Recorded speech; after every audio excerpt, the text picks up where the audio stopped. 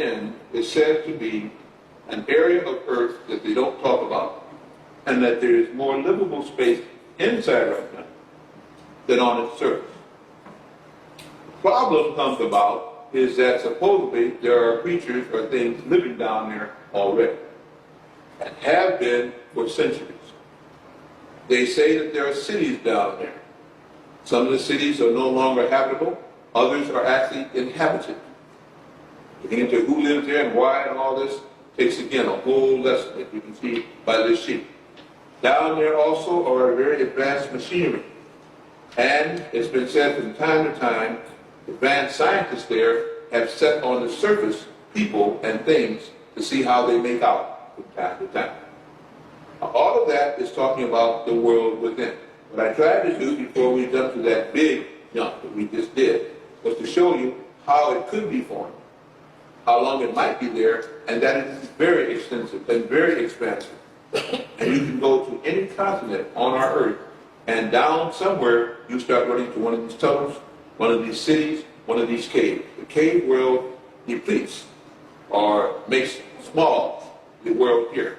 The Egyptians tried to show that. The Nubians tried to show that. All ancient people, which they now refer to as Sumerians.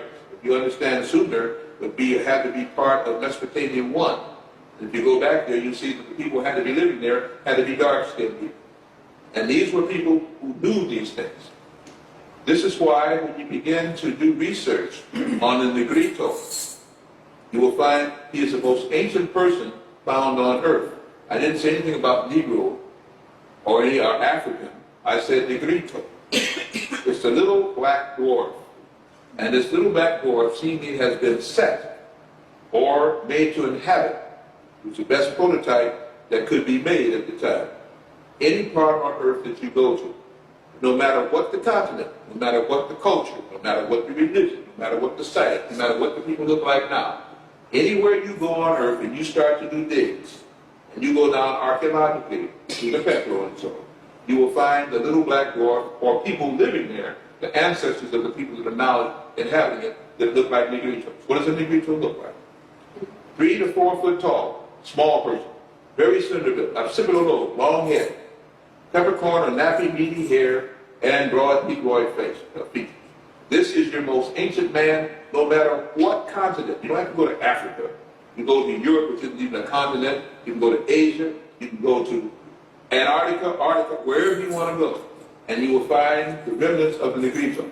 Which means that if this person was everywhere on the surface, how did he get? How did she get everywhere on the surface? They were intelligent, but obviously not intelligent enough to do what the things that have been found alongside them.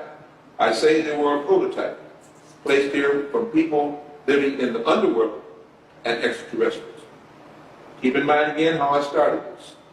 Extraterrestrial is one who looks somewhat like you, meaning has a head, arms, legs, and a trunk, and usually stands erect. An alien is what? Anything that is intelligent. If it's a bug, like we just saw in what is this movie they had out there, Men in Black, okay? If it's any kind of thing, as long as it's intelligent, it's an alien. I state that